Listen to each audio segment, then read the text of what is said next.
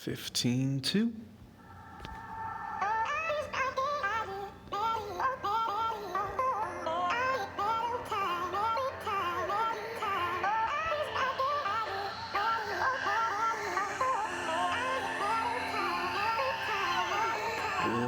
Welcome back. Alright, boys. Welcome back to another Bit Legend video. We are in 15-2, and we're going to try to sneak and get that gold, because times are hard. I need all the gold I can get. Sneak. Sneak. That was not necessary sneak. I'm just showing off at this point. Hopefully I can get through here. I deserve it. Okay, it's fine. So, the worm, I believe, is the boss. We just fought the shell, or the snail.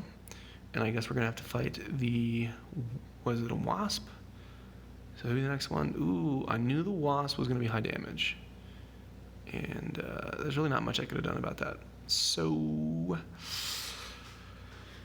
I think because the wasp is such high damage that I will need to kill the wasp before reviving. Also, if you're going to revive somebody, you want to do it right when one of your healers is next to go. That way he can hit him with the heal right there. I'm going to move him into my 4th slot, which is somewhat the safest slot usually, and that also lets me remember that he has used his potion.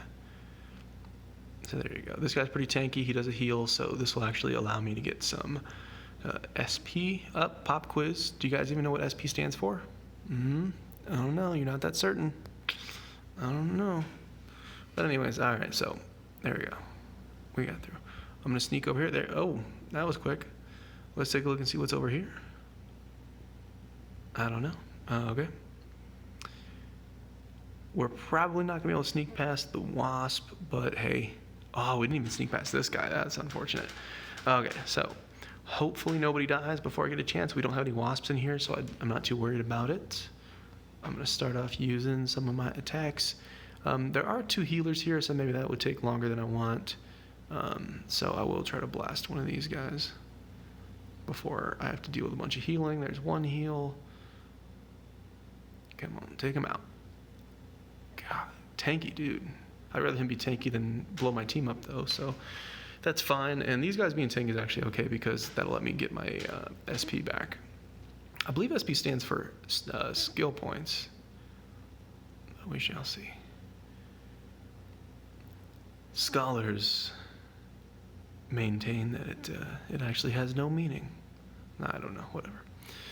So this actually wasn't a bad fight. This is actually pretty good because it's a good fight when you leave the fight stronger than when you went into it. So I'm actually okay with that, with clipping him, because if we went right into the wasp, there's a chance the wasp could have killed somebody. And hopefully, I'm wondering if the wasp is going to attack first. He does, but he hits my tank, so that's okay. And then hopefully I'll be able to take him out because he should be squishy. Whew, and there we go. So now we can just get back our points. And I'm not too worried about anything here. Bang. Again, the snails don't really do anything. But it will be interesting. The wasp will be the boss in the next flag. So that might be something somewhat difficult. Hopefully the wasp being low health and high damage, he's a really good candidate to get killed by reflect. Let's see what this guy has to say. Hey, my dear customer, is there anything that interests you? How much are these wares? For free, provided you can best me. That's how I got them from their previous owners. There you go. I think it's kind of cool in here that you can walk over and you can see like the fallen adventurer corpse, and you can kind of loot some treasure off of them, like items and whatnot. It kind of adds to the Metrovania kind of feel of games like these. But anyways, all right, so we're going to kill the wasp, and we're going to kill the wasp. He's probably going to take 4 hits. We're going to kill the wasp, unless I get a strike. He managed to kill the one guy.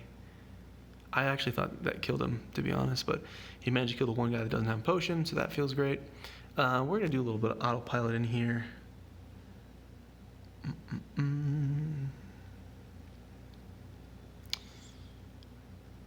Easy peasy, fellas. Easy peasy. Take out those wasps, and there you go.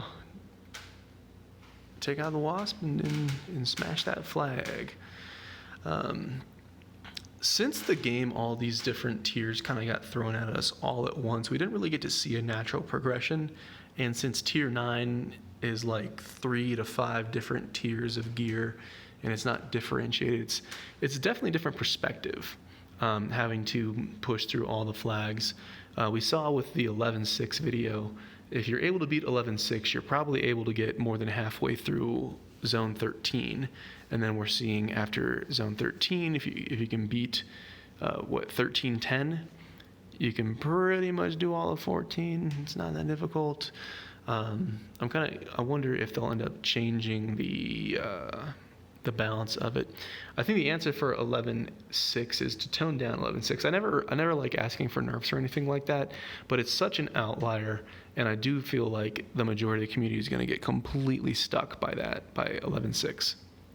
And that's going to be pretty rough, and it's not going to have that nice, somewhat linear curve as far as difficulty. I don't know if 13.10 needs a nerf or anything. I wouldn't argue for that, but it definitely, between 11.6 and 13.10, it was just, I think I autoed most of them. I think I autoed it until like the last flag or two, and that was it. Whereas, typically, a new zone would come, you need to get another piece of gear or two, and then you get enough total stats, then you can do it. Or maybe one of the difficult zones where you have to like change a minion or something, or just you have to cheese reflect, which is obviously my favorite strategy. But I think they could streamline some of that progression a little bit. I'm very curious to see what Raid 9 is going to have. I'm guessing that Raid 9 will not have higher total stats, because the guild bosses just came out, and if Raid 9 has higher gear than guild bosses, honestly, I would just almost ignore guild bosses at that point. You'd still farm it because it's something to do, and it gives people gear that wouldn't have it, but it would be very foolish to have guild boss gear come out, and then before anybody has even completed a set, you're coming out with better gear, so I don't think they would do that anyways. I'm actually curious. I'm wondering if Raid 9 will get pushed back. I believe it was announced in the 1 to 4 weeks update, where it said, hey guys, here's a list of things that are coming in the next 1 to 4 weeks, and it was minion augments, and it was raids. If I'm saying Raid 6, I meant Raid 9.